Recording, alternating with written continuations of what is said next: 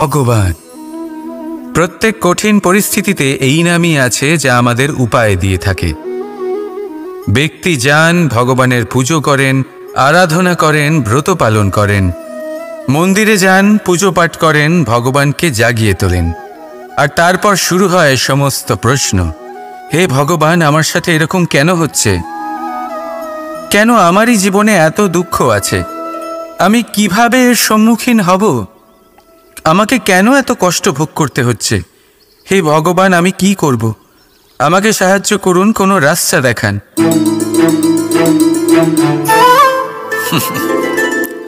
চলুন আমি আপনাকে একটা প্রশ্ন করি। মন্দিরে যাওয়ার চেষ্টা করার আগে আপনি কি জীবনে ততটা চেষ্টা করেছেন যতটা সেই সমস্যাকে দূর করার জন্য দরকার ছিল? দ্বিতীয় প্রশ্ন,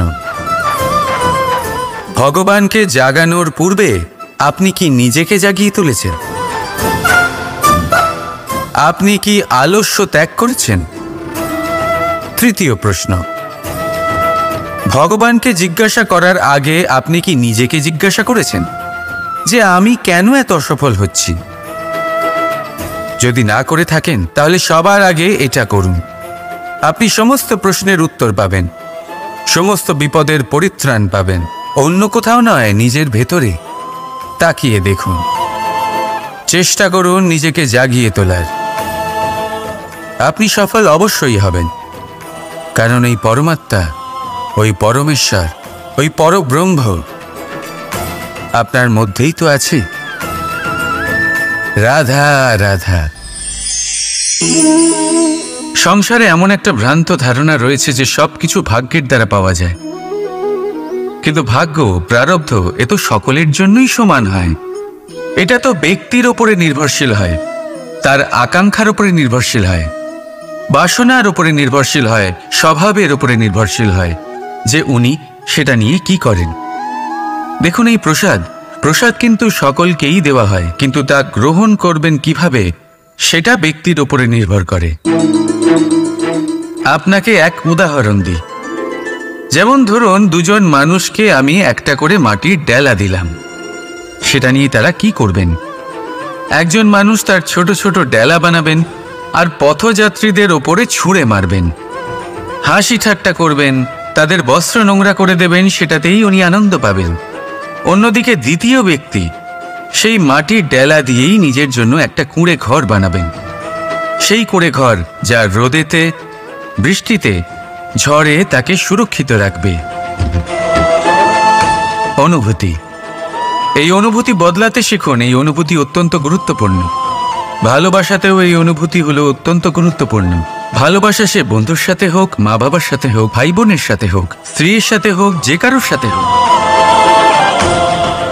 মনে রাখবেন এই হলো সেই অনুভূতি যা আপনার ভাগ্য নির্ধারণ করে থাকে। তাহলে আসুন আমার সাথে প্রেমের অনুভূতি নিয়ে বলুন, রাধা রাধা।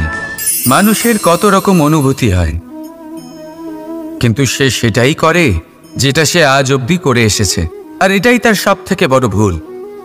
আপনাকে যদি উদাহরণ দিই, তাহলে একটা গোয়ালা যে ছোটবেলা থেকে একটাই কাজ করেছে, গরুকে চড়িয়েছে, দুধ বের করেছে, সে সারা জীবন সেটাই পাবে, শুধু দুধ। কিন্তু ভেবে দেখুন, যখন এই দুধ কোনো ময়রার কাছে যায়, তখন সে সেটা দিয়ে মালপোয়া বানায়, মাখন বানায়, বিভিন্ন রকমের সুস্বাদু মিষ্টি বানায়, ঘি বানায়। সে বড় কিছু করে, তার বদলে সে বড় কিছু পায়। তাই মনে রাখবেন, যদি আপনি সেটা করেন যেটা আপনি সব সময় করে এসেছেন, তাহলে আপনি সেটাই পাবেন যা আপনি আজ পর্যন্ত পেয়ে এসেছেন। নতুন কিছু করার চেষ্টা করুন, আলাদা কিছু করার চেষ্টা করুন, নিজেকে বদলানোর চেষ্টা করুন, নিজেকে প্রস্তুত করুন, নতুন কিছু করুন।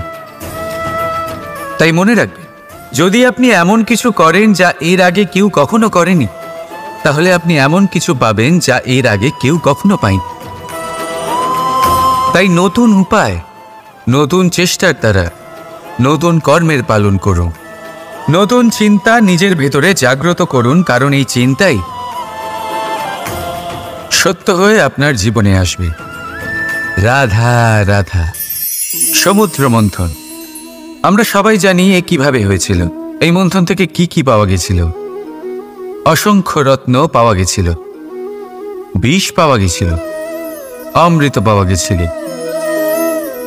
ঠিক সেইভাবেই আমাদের ভেতরেও একটা বিশাল সমুদ্র রয়েছে, যাকে আমরা নাম দিয়েছি মন। যদি এই মনের মন্থন করা হয়, তাহলে এই মন থেকে বিষও বেরোতে পারে আর অমৃতও বেরোতে পারে। তাই মনে রাখবেন, আপনার যে জিহ্বা রয়েছে তা বিষও নির্গত করতে পারে, আবার অমৃত। খারাপ কিছুও করতে পারে, যদিও আপনার মনস্কামনা খারাপ নাও হয়।